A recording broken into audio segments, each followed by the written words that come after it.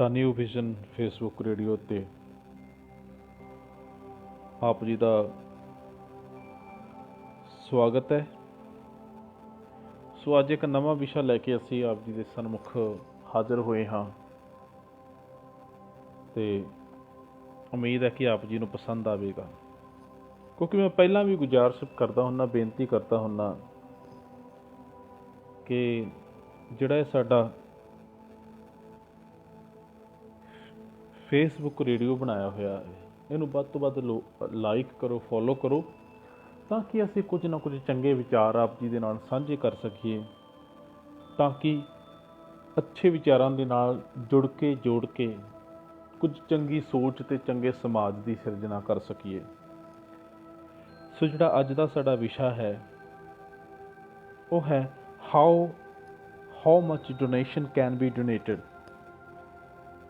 असी किवें ते किन्ना क दान दे सकते हैं, क्योंकि जदों गल दान की आउंदी है, सहायता की आउंदी है, दान का अर्थ की है? असी किसे उस इंसान उस व्यक्ति की सहायता करनी है जिहड़ा इस सहायता का हकदार है। ये सहायता तुसी पैसे के रूप दे विच, भोजन के रूप दे विच, कपड़े के रूप दे विच, मतलब उस लोड़वंद व्यक्ति को जिस चीज़ की लोड़ है तुसी वो चीज़ दे के उहदी सहायता की, उस सहायता को ही दान किया जाता है। तो जो ये गल आती है ना, गुरबाणी में बड़ा प्यारा वचन है। गुरबाणी कहती है, घाल खाए किछ हथों दे, नानक राह पछाणे से। ਇਹਦਾ मतलब की है? असी अपनी जिंदगी च किरत करनी है, दसां नौहां की किरत कमाई करनी है, तो उस दसां नौहां की किरत कमाई दे विचों थोड़ा बहुता हिस्सा जिन्ना क असी दे सकते हैं किसी उस लोड़वंद तक पहुँचाना जिस लोड़वंद नूं इसकी असल विच लोड़ है।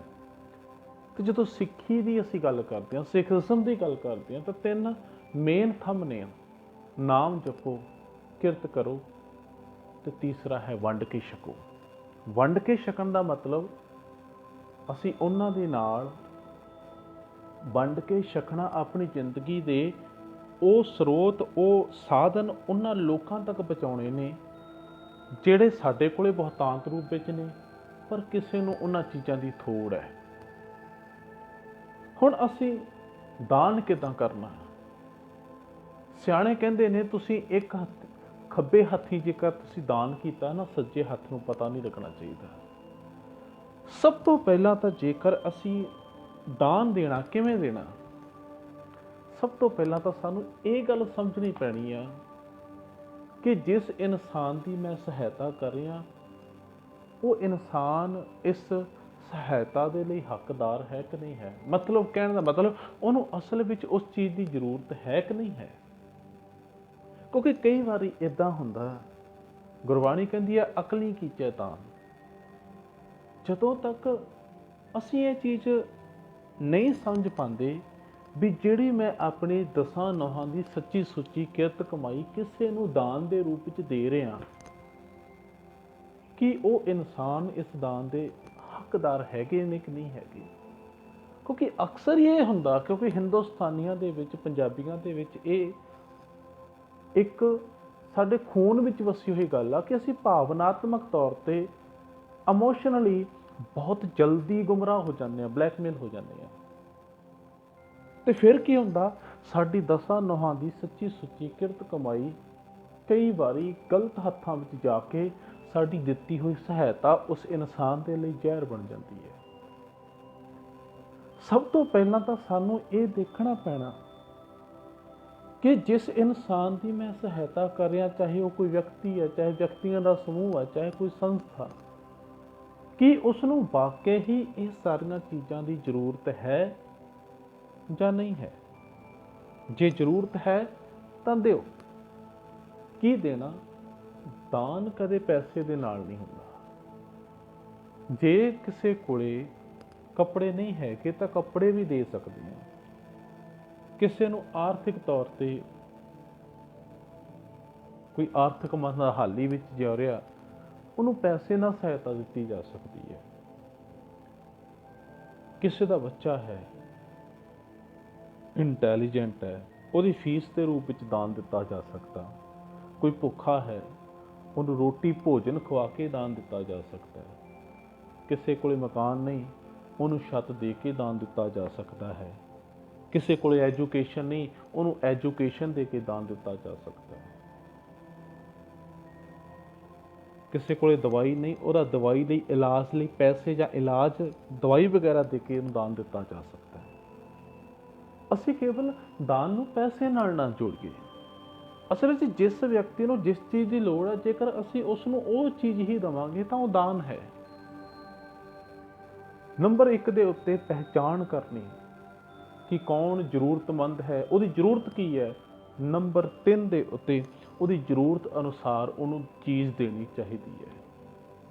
ਕਿਉਂਕਿ ਅਕਸਰ ਹੀ ਇਹ ਹੁੰਦਾ ਨਾ ਕਿ ਸਾਨੂੰ ਚੌਂਕਾਂ ਚੁਰਾਹਿਆਂ ਦੇ ਵਿੱਚ ਕਈ ਇੱਦਾਂ ਦੇ ਮਿਲ ਜਾਂਦੇ ਨੇ ਜਿਹੜੇ ਸਾਨੂੰ ਕਹਿੰਦੇ ਨੇ ਸਾਨੂੰ ਪੈਸੇ ਦਿਓ, ਅਸੀਂ ਉਹਨਾਂ ਨੂੰ ਪੈਸੇ ਦੇ ਦਿੰਦੇ ਹਾਂ।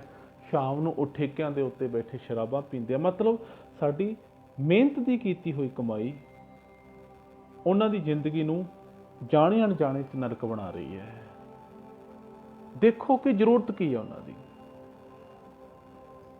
ਤੇ ਕਿੰਨਾ ਦਾਨ ਦਿੱਤਾ ਜਾ ਸਕਦਾ। ਸਭ ਤੋਂ ਵੱਡੀ ਗੱਲ ਇਹ ਆ ਕਿ ਹਰ ਇੱਕ ਇਨਸਾਨ ਦੀ ਆਪਣੀ ਆਪਣੀ ਇਨਕਮ, ਆਪਣੀ ਜਥਾ ਸ਼ਕਤੀ ਹੈ, ਆਪਣੀ ਕੰਪੈਸਿਟੀ ਹੈ।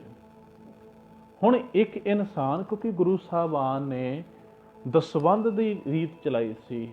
ਇਸਲਾਮ ਦੇ ਵਿੱਚ ਜ਼ਕਾਤ ਕਿਹਾ ਜਾਂਦਾ, 40ਵਾਂ ਹਿੱਸਾ ਆਪਣੀ ਕਮਾਈ ਦਾ, ਤੇ ਦਸਵੰਧ ਸਿੱਖ ਧਰਮ ਦੇ ਵਿੱਚ ਆ ਭਾਵ ਕਿ ਆਪਣੀ ਕਮਾਈ ਦਾ 10ਵਾਂ ਹਿੱਸਾ।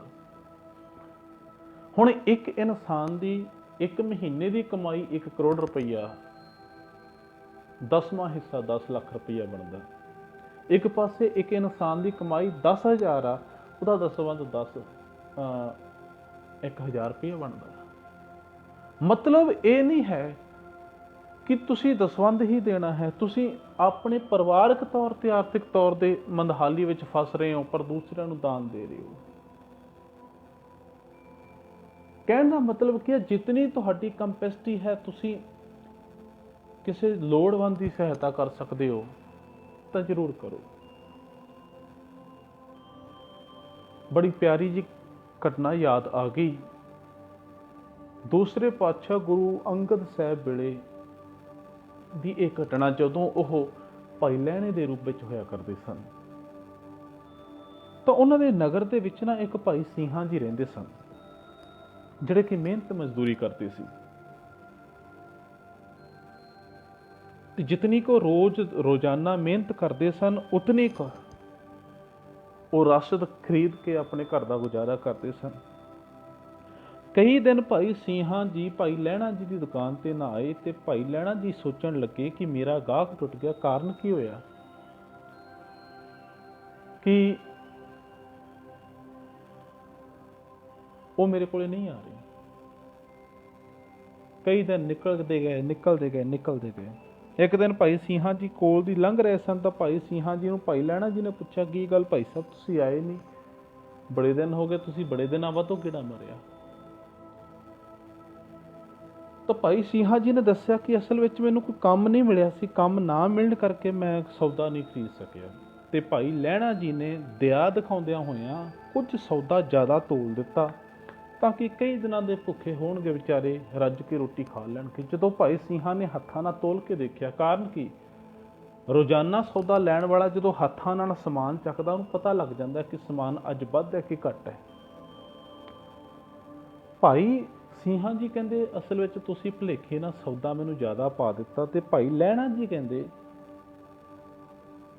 ਕਿ ਮੈਂ ਇਸ ਕਰਕੇ ਤੁਹਾਨੂੰ ਸਮਾਨ ਜ਼ਿਆਦਾ ਪਾ ਦਿੱਤਾ, ਮੈਂ ਸੋਚਿਆ ਕਈ ਦਿਨਾਂ ਤੋਂ ਤੁਸੀਂ ਮਜ਼ਦੂਰੀ ਨਹੀਂ ਕਰ ਰਹੇ, ਤੁਹਾਡੇ ਕੋਲ ਪੈਸੇ ਨਹੀਂ, ਤੁਸੀਂ ਭੁੱਖੇ ਹੋਵੋਗੇ, ਇਸ ਕਰਕੇ ਵੱਧ ਸੌਦਾ ਲੈ ਜਾਓ। ਤੇ ਭਾਈ ਲਹਿਣੇ ਨੂੰ ਭਾਈ ਸਿੰਘਾਂ ਜੀ ਕਹਿੰਦੇ ਤੁਹਾਡੇ ਅੱਗੇ ਹੱਥ ਜੋੜ ਕੇ ਬੇਨਤੀ ਹੈ, ਮੇਰੇ ਗੁਰੂ ਨੇ ਇਹ ਗੱਲ ਨਹੀਂ ਸਿਖਾਈ, ਆਪਣਾ ਹੱਕ ਕਿਸੇ ਨੂੰ ਖੋਣ ਨਹੀਂ ਦੇਣਾ ਤੇ ਕਿਸੇ ਦਾ ਹੱਕ ਖਾਣਾ ਨਹੀਂ। ਜਿੰਨੀ ਤੇਰਾ ਹੱਕ ਬਣਦਾ ਉਨਾ ਕੀ ਹੱਕ ਰਹੀ, ਕਿਉਂਕਿ ਜੇ ਤੂੰ ਆਪਣੇ ਹੱਕ ਤੋਂ ਜ਼ਿਆਦਾ ਕਿਸੇ ਦਾ ਖਾਵੇਂਗਾ ਨਾ, ਉਹ ਤੇਰੇ ਲਈ ਹਰਾਮ ਬਣ ਜਾਣਾ। ਹੱਕ ਪਰਾਇਆ ਨਾਨਕਾ, ਉਸ ਸੂਅਰ ਉਸ ਗਾਏ, ਗੁਰਪੀਰ ਹਾਮਾ ਤਾਂ ਭਰੇ ਜਾਂ ਮੁਰਦਾਰ ਨਾ ਖਾਏ। ਭਾਈ ਸਿੰਘਾਂ ਘਰੇ ਆਏ, ਰੋਟੀਆਂ ਪਕਾਈਆਂ, ਰੋਟੀਆਂ ਬਣੀਆਂ 3। ਘਰ ਵਿੱਚ ਪਤੀ ਪਤਨੀ ਸੀ, ਪਤਨੀ ਨੂੰ ਗਰਭਵਤੀ ਸੀ, ਬੱਚੇ ਦਾ ਜਨਮ ਹੋਣਾ ਸੀ। ਭਾਈ ਸਿੰਘਾਂ ਜੀ ਕਹਿੰਦੇ 1 ਰੋਟੀ ਮੈਂ ਖਾਵਾਂਗਾ, 2 ਤੂੰ ਖਾ, ਤੈਨੂੰ ਜ਼ਿਆਦਾ ਲੋੜ ਹੈ। ਪਤਨੀ ਕਹਿ ਰਹੀ ਹੈ ਕਿ ਤੁਸੀਂ 2 ਖਾਓ ਕਿਉਂਕਿ ਤੁਸੀਂ ਸਾਰੀ ਦਿਹਾੜੀ ਮਿਹਨਤ ਮਜ਼ਦੂਰੀ ਕਰਨੀ ਹੈ। ਹੁਣ ਆਪਸ ਵਿੱਚ ਇਸ ਗੱਲ ਲਈ ਤਕਰਾਰ ਹੋ ਰਿਹਾ ਤੇ ਉਸੇ ਸਮੇਂ ਦੇ ਵਿੱਚ ਇੱਕ ਕੋਈ ਭੁੱਖਾ ਘਰ ਦੇ ਕੋਲੋਂ ਲੰਘਿਆ ਤੇ ਉਹਨੇ ਬੇਨਤੀ ਕੀਤੀ ਕਿ ਮੈਂ ਭੁੱਖਾ ਤੇ ਮੈਨੂੰ ਰੋਟੀ ਛਕਾ ਦਿੱਤੀ ਜਾਵੇ। ਉਹ ਕਹਿੰਦੇ ਗੱਲ ਬਣ ਗਈ, ਰੋਟੀਆਂ 3, ਬੰਦੇ ਵੀ 3, ਤੇ ਉਹਨਾਂ ਨੇ ਸਭ ਤੋਂ ਪਹਿਲਾਂ ਉਸ ਮਹਿਮਾਨ ਨੂੰ 1 ਰੋਟੀ ਖਵਾਈ। ਕਹਿੰਦਾ ਮੈਂ ਭੁੱਖਾ ਮਾਂ, ਮੈਨੂੰ 1 ਰੋਟੀ ਹੋਰ ਦੇ ਦਿਓ। ਉਹਨਾਂ ਨੇ ਦੂਸਰੀ ਰੋਟੀ ਫੜਾ ਦਿੱਤੀ। ਉਹ ਵਿਚਾਰੇ ਨੇ ਰੋਟੀ ਪ੍ਰਸ਼ਾਦਾ ਛਕਿਆ, ਛਕ ਕੇ ਤੁਰ ਗਿਆ ਤੇ ਰੋਟੀ ਬਚੀ 1 ਤੇ ਦੋਨਾਂ ਨੇ ਅੱਧੀ ਰੋਟੀ ਖਾ ਕੇ ਸ਼ੁਕਰ ਉਸ ਪਰਮਾਤਮਾ ਦਾ ਕੀਤਾ। ਹੁਣ ਇਸ ਇੱਕ ਨਿੱਕੀ ਜਿਹੀ ਘਟਨਾ 'ਚੋਂ ਸਾਨੂੰ ਇਹ ਸਿੱਖਿਆ ਲੈ ਲੈਣੀ ਚਾਹੀਦੀ ਹੈ ਕਿ ਜਿਸ ਅੰਦਰ ਦੂਜਿਆਂ ਦੀ ਸਹਾਇਤਾ ਕਰਨ ਦੀ ਭਾਵਨਾ ਹੋਵੇ, ਉਹ ਥੋੜ੍ਹੇ ਤੋਂ ਵੀ ਥੋੜ੍ਹਾ ਦੇ ਕੇ ਕਿਸੇ ਦੀ ਸਹਾਇਤਾ ਕਰ ਸਕਦਾ ਹੈ। ਔਰ ਦੂਸਰੀ ਗੱਲ ਆ, ਅੱਜ ਕੱਲ੍ਹ ਕਰੋਨਾ ਵਾਇਰਸ ਦੇ ਮਾਮਲੇ ਨੇ, ਬੜੇ ਰਾਸ਼ਨ ਦੀ ਬੜੇ ਲੋੜਵੰਦ ਪਰਿਵਾਰ ਨੇ ਜਿਨ੍ਹਾਂ ਨੂੰ ਬੜੀ ਲੋੜ ਪੈਂਦੀ ਹੈ ਰਾਸ਼ਨ ਵਗੈਰਾ ਦੀ। ਅੱਜ ਇੱਕ ਨਵਾਂ ਟ੍ਰੈਂਡ ਚੱਲਦਾ, ਕਿਸੇ ਨੂੰ 10 ਰੁਪਏ ਦੀ ਚੀਜ਼ ਦੇ ਕੇ ਫੋਟੋ ਖਿੱਚ ਕੇ ਸੋਸ਼ਲ ਮੀਡੀਆ 'ਤੇ ਪਾ ਦਿੱਤੀ ਜਾਂਦੀ ਹੈ। ਇਹ ਦਾਨ ਨਹੀਂ, ਇਹ ਦਿਖਾਵਾ। ਜੇ ਸੱਚਮੁੱਚ ਅਸੀਂ ਦਾਨ ਦੇਣਾ ਚਾਹੁੰਦੇ ਹਾਂ, ਲੋੜਵੰਦਾਂ ਨੂੰ ਇਸ ਹਿਸਾਬ ਦੇ ਨਾਲ ਦਾਨ ਦਿਓ ਕਿ ਲੋੜਵੰਦ ਨੂੰ ਹੀ ਪਤਾ ਹੋਵੇ ਕਿ ਮੇਰੀ ਜ਼ਰੂਰਤ ਕਿਹਨੇ ਪੂਰੀ ਕੀਤੀ ਹੈ, ਬਾਕੀ ਦੂਸਰਿਆਂ ਨੂੰ ਨਾ ਪਤਾ ਹੋਵੇ। ਜੇ ਦਾਨ ਦੇਣਾ ਦਿਲੋਂ ਦਿਓ, ਦਿਲ ਵਿੱਚ ਸਾਡੇ ਤਾਂਘ ਹੋਣੀ ਚਾਹੀਦੀ ਹੈ ਕਿ ਅਸੀਂ ਕਿਸੇ ਦੀ ਸਹਾਇਤਾ ਕਰਨੀ ਆ।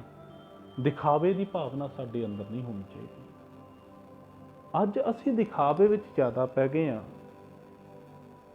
ਦਿਲ ਵਿੱਚ ਦਇਆ ਘੱਟ ਹੈ। ਜਦੋਂ ਸਾਡੇ ਅੰਦਰ ਦਇਆ ਪੈਦਾ ਹੋਏਗੀ, ਤਰਸ ਪੈਦਾ ਹੋਏਗਾ, ਕਾਈਂਡਨੈਸ ਪੈਦਾ ਹੋਏਗੀ, ਤਾਂ ਹੀ ਅਸੀਂ ਕਿਸੇ ਲੋੜਵੰਦ ਦੀ ਸਹਾਇਤਾ ਕਰ ਸਕਦੇ ਹਾਂ। ਇਸ ਲਈ ਆਓ ਤਰਸ ਪੈਦਾ ਕਰੀਏ ਆਪਣੇ ਅੰਦਰ, ਕਿਸੇ ਜ਼ਰੂਰਤਮੰਦ ਦੀ ਪਹਿਚਾਣ ਕਰਕੇ ਉਹਨੂੰ ਜਿਸ ਚੀਜ਼ ਦੀ ਜ਼ਰੂਰਤ ਹੈ ਉਹਦੇ ਨਾਲ ਉਹਦੀ ਸਹਾਇਤਾ ਕੀਤੀ ਜਾਵੇ। ਦਾਨ ਇਸ ਤਰ੍ਹਾਂ ਕਰੋ ਕਿ ਅਸੀਂ ਜਿਸ ਬੰਦੇ ਨੂੰ ਜੋ ਚੀਜ਼ ਦੇ ਰਹੇ ਹਾਂ ਸਿਰਫ ਉਹਨੂੰ ਪਤਾ, ਕਿਉਂਕਿ ਹਰ ਇੱਕ ਦੀ ਮਾਣ ਮਰਿਆਦਾ, ਹਰ ਇੱਕ ਇਨਸਾਨ ਨਹੀਂ ਚਾਹੁੰਦਾ ਕਿ ਜੇਕਰ ਮੈਨੂੰ ਅੱਜ ਸਹਾਇਤਾ ਦੀ ਲੋੜ ਹੈ ਤੇ ਕੋਈ ਸਹਾਇਤਾ ਕਰਕੇ ਸਮਾਜ ਵਿੱਚ ਮੈਨੂੰ ਭੰਡੇ, ਮੇਰੇ ਦਿਖਾਵਾ ਕਰੇ। ਨਹੀਂ, ਕਿਉਂਕਿ ਅਸਲੀ ਸੇਵਾਦਾਰ ਤਾਂ ਉਹੀ ਹੈ, ਅਸਲੀ ਦਾਨੀ ਤਾਂ ਉਹੀ ਹੈ ਜਿਹੜਾ ਦਾਨ ਕਰਦਾ ਹੈ। ਕੇਵਲ ਉਸ ਅਕਾਲ ਪੁਰਖ ਨੂੰ ਪਤਾ ਹੁੰਦਾ, ਦੁਨੀਆ ਨੂੰ ਨਹੀਂ ਪਤਾ ਹੁੰਦਾ। ਇੱਕ ਨਿੱਕੀ ਜਿਹੀ ਘਟਨਾ ਦੇ ਨਾਲ ਸਾਂਝ ਪਾ ਕੇ ਮੈਂ ਮਾਫੀ ਮੰਗ ਲੈਣੀ ਹੈ। ਅੰਗਰੇਜ਼ਾਂ ਦਾ ਰਾਜ ਸੀ, ਇੱਕ ਕਨਿੰਗਮ ਨਾਂ ਦਾ ਇੱਕ ਅੰਗਰੇਜ਼ੀ ਇਤਿਹਾਸਕਾਰ ਸੀ। ਉਹ ਕਹਿੰਦਾ ਇੱਕ ਦਿਨ ਮੈਂ ਜੰਗਲ ਦੇ ਵਿੱਚ ਦੀ ਲੰਘਿਆ ਜਾਵਾਂ, ਜੰਗਲ ਦੇ ਐਨ ਵਿਚਕਾਰ ਦੇਖਿਆ ਬਹੁਤ ਪੱਕਾ ਤੇ ਬਹੁਤ ਵਧੀਆ ਰਸਤਾ ਬਣਿਆ ਹੋਇਆ। ਮੈਂ ਕਹਿੰਦਾ ਹੈਰਾਨ ਹੋਇਆ ਵੀ ਜੰਗਲ ਵਿੱਚ ਕਿਹਨੇ ਸੜਕ ਬਣਾ ਦਿੱਤੀ। ਤੇ ਕਹਿੰਦਾ ਮੈਂ ਕੁਝ ਕੁ ਦਿਨ ਉੱਥੇ ਰੁਕਿਆ, ਜਦੋਂ ਦੇਖਿਆ ਤੇ ਇੱਕ ਨਿਹੰਗ ਸਿੰਘ ਬਾਣਾ ਪਾ ਕੇ ਬਿਨਾਂ ਕਿਸੇ ਦਿਖਾਵੇ ਤੇ ਬਿਨਾਂ ਕਿਸੇ ਸ਼ੋਰ ਸ਼ਰਾਬੇ ਤੇ ਆ ਕੇ ਉਸ ਰਸਤੇ ਨੂੰ ਬਣਾਉਣਾ ਸ਼ੁਰੂ ਕਰ ਦਿੰਦਾ। ਕਹਿੰਦਾ ਮੈਂ ਹੈਰਾਨ, ਪਰੇਸ਼ਾਨ ਵੀ ਐਡਾ ਵੱਡਾ ਬੰਦਾ ਮਹਾਨ ਕੰਮ ਕਰ ਰਿਹਾ ਤੇ ਕਿਸੇ ਨੂੰ ਦਿਖਾ ਨਹੀਂ ਰਿਹਾ। ਪਰ ਅੱਜ ਅਸੀਂ ਕੀ ਕਰਦੇ ਹਾਂ? ਅੱਜ ਅਸੀਂ ਨਿੱਕਾ ਜਿਹਾ ਕੋਈ ਕੰਮ ਕਰਦੇ ਹਾਂ, ਨਿੱਕੀ ਜਿਹੀ ਕਿਸੇ ਸਹਾਇਤਾ ਕਰ ਦਿੰਦੇ ਹਾਂ। ਜਦੋਂ ਤੱਕ ਦੁਨੀਆ ਨੂੰ ਨਹੀਂ ਦਿਖਾਉਂਦੇ ਉਦੋਂ ਤੱਕ ਸਾਨੂੰ ਲੱਗਦਾ ਸਾਡੀ ਸਹਾਇਤਾ ਪ੍ਰਵਾਨ ਨਹੀਂ। ਪਰ ਸੱਚ ਜਾਣਿਓ, ਜੇਕਰ ਕਿਸੇ ਜ਼ਰੂਰਤਮੰਦ ਦੀ ਸਹਾਇਤਾ ਇਸ ਤਰੀਕੇ ਨਾਲ ਕਰੀਏ ਕਿ ਉਹਦੀ ਸਹਾਇਤਾ ਵੀ ਹੋ ਜਾਏ, ਦੁਨੀਆ ਨੂੰ ਪਤਾ ਵੀ ਨਾ ਲੱਗੇ, ਇਸੇ ਨਾਲ ਹੀ ਇੱਕ ਆਦਰਸ਼ਕ ਤੇ ਇੱਕ ਨੇਕ ਸਮਾਜ ਦੀ ਸਿਰਜਣਾ ਹੋ ਸਕਦੀ ਹੈ। ਉਮੀਦ ਹੈ ਕਿ ਅੱਜ ਦੀਆਂ ਇਹ ਵਿਚਾਰਾਂ, ਅੱਜ ਦੇ ਸੰਕਲਪ ਆਪ ਜੀ ਨੂੰ ਵਧੀਆ ਲੱਗੇ ਹੋਣਗੇ। ਉਮੀਦ ਹੈ ਕਿ ਆਪ ਜੀ ਨੂੰ ਪਸੰਦ ਵੀ ਕਰੋਗੇ, ਸ਼ੇਅਰ ਵੀ ਕਰੋਗੇ, ਤਾਂ ਕਿ ਆਪ ਜੀ ਦੇ ਦਿੱਤੇ ਹੋਏ ਉਤਸ਼ਾਹ ਦੇ ਸਦਕਾ ਅਸੀਂ ਹੋਰ ਇੱਦਾਂ ਦੀਆਂ ਵੀਡੀਓ ਤੇ ਵਿਚਾਰ ਆਪ ਜੀ ਨਾਲ ਸਾਂਝੇ ਕਰ ਸਕੀਏ। ਸੋ ਇੱਕ ਵਾਰੀ ਮੈਂ ਬੇਨਤੀ ਜ਼ਰੂਰ ਕਰਾਂਗਾ ਕਿ ਸਾਡਾ YouTube ਚੈਨਲ ਤੈਵਰ ਸਿੰਘ ਦਾ ਨਿਊ ਵਿਜ਼ਨ, ਸਾਡਾ Facebook ਪੇਜਸ ਨੇ ਜਿਹੜੇ ਤੈਵਰ ਸਿੰਘ ਦਾ ਨਿਊ ਵਿਜ਼ਨ ਤੇ ਦਾ ਨਿਊ ਵਿਜ਼ਨ ਰੇਡੀਓ, ਇਹਨਾਂ ਨੂੰ ਜ਼ਰੂਰ ਸਬਸਕ੍ਰਾਈਬ, ਲਾਈਕ, ਫੋਲੋ ਕਰਿਓ ਤਾਂ ਕਿ ਤੁਹਾਡੇ ਸੁਝਾਅ, ਤੁਹਾਡੇ ਕਮੈਂਟ ਸਾਡੇ ਲਈ ਉਤਸ਼ਾਹ ਪੈਦਾ ਕਰ ਸਕਣ। ਬਹੁਤ ਬਹੁਤ ਧੰਨਵਾਦ। ਭੁੱਲਾਂ ਚੁੱਕਾਂ ਦੀ ਖਿਮਾ। ਵਾਹਿਗੁਰੂ ਚੜ੍ਹਦੀ ਕਲਾ ਵਿੱਚ ਰੱਖੇ।